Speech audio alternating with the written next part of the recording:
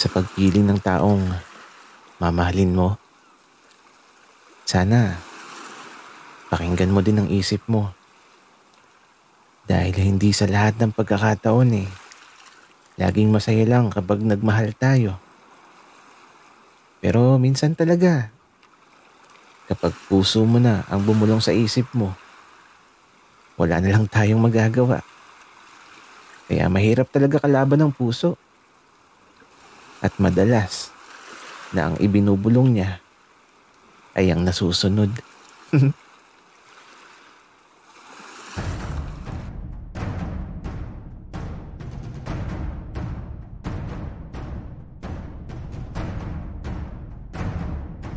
Kaibigan, huwag mong kalimutan mag-subscribe sa aming channel at huwag din kalimutan i-click ang notification bell at subscribe button. Subscribe na!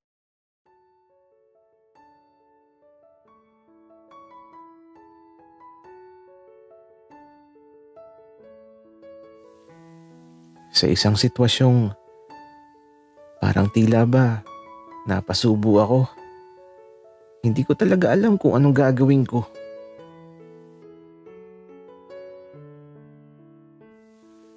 Bata, totoo ba ang sinasabi ng best friend ko?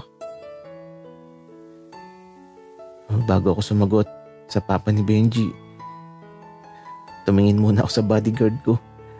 At eto, parang sinasabi ng kanyang mga mata na magsabi ako ng totoo.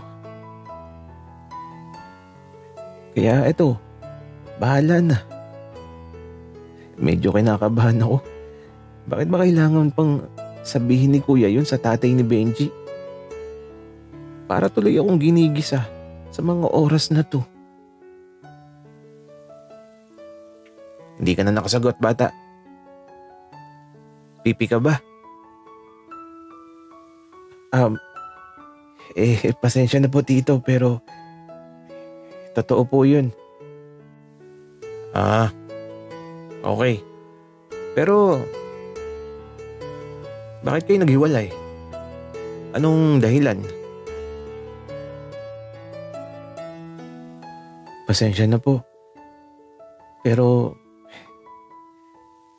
nasaktan ko po yung anak niyo, tito. Pero di ko naman po sinasadya yun. Bata, huwag mong sabihin di mo sinasadya. Kasi kung ayaw mo talagang saktan ng anak ko, iiwas ka na kaagad sa mga bagay na pwedeng maging dahilan ng paghihiwalay nyo.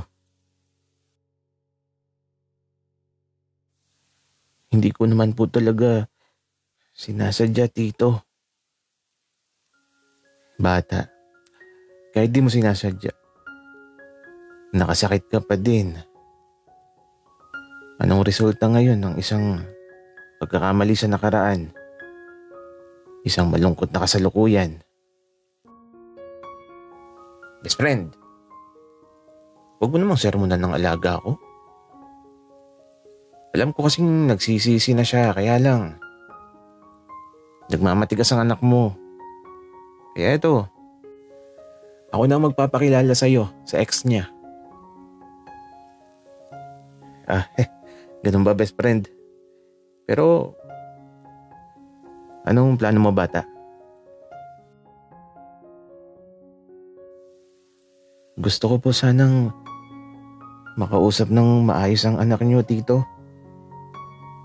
Lagi kasi siyang nagtatago at nagkukulong sa kwarto.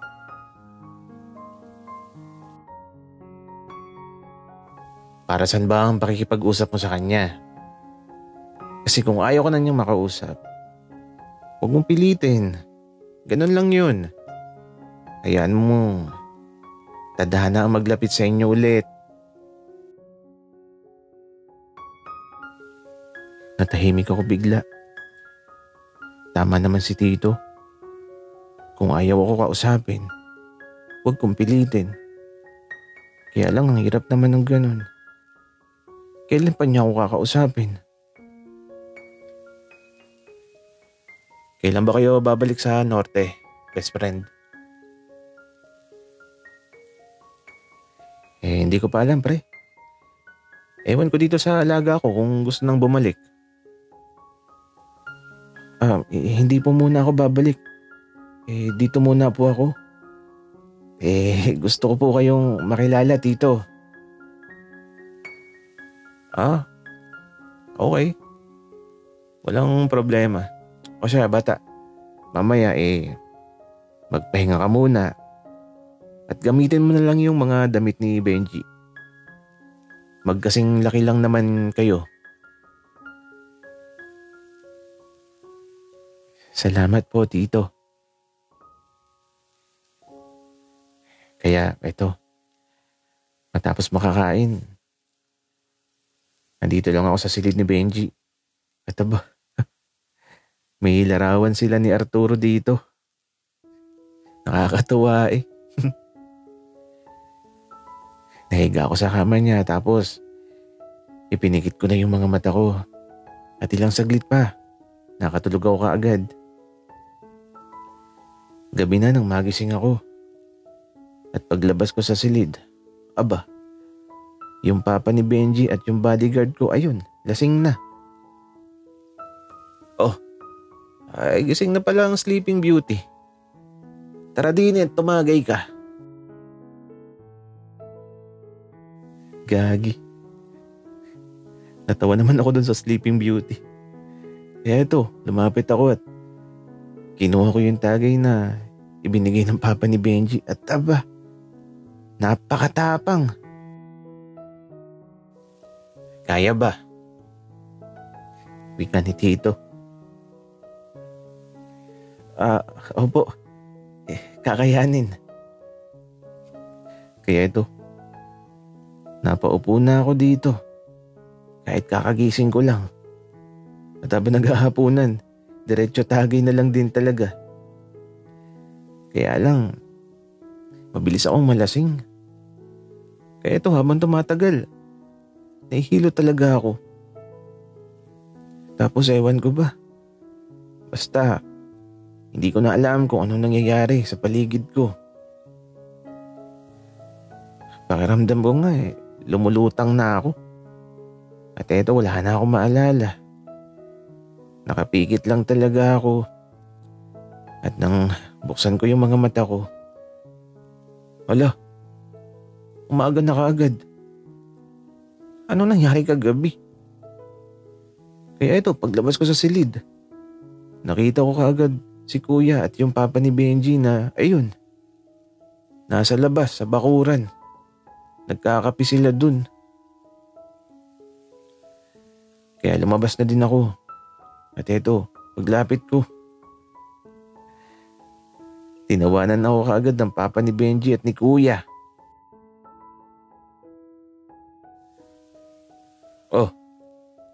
Gising ka na pala. Naalala mo ba ang mga ginawa mo kagabi, Bal? Wika ni kuya. Hindi kuya. Wala akong maalala. Bata, seryoso ka ba? Wala kang maalala? Wika naman ng papa ni Benji. Wala po talaga. Ano po ba nangyari kagabi? At ito, may pinakitang video sa akin si kuya. Kagi. Iyak ako nang iyak sa video. At ang pinakamalala, binuhat pala ako ng papa ni Benji at pinasok ako sa kwarto. At ayun, doon na natapos ang video.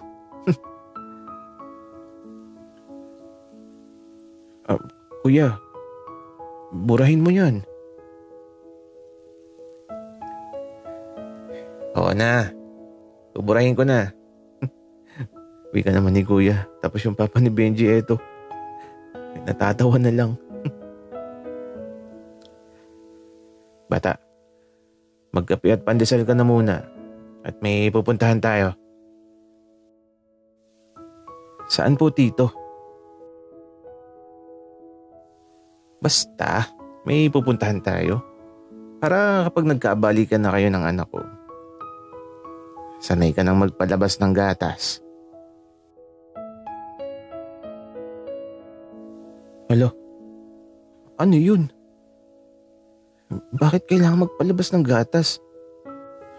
Natakot ako bigla.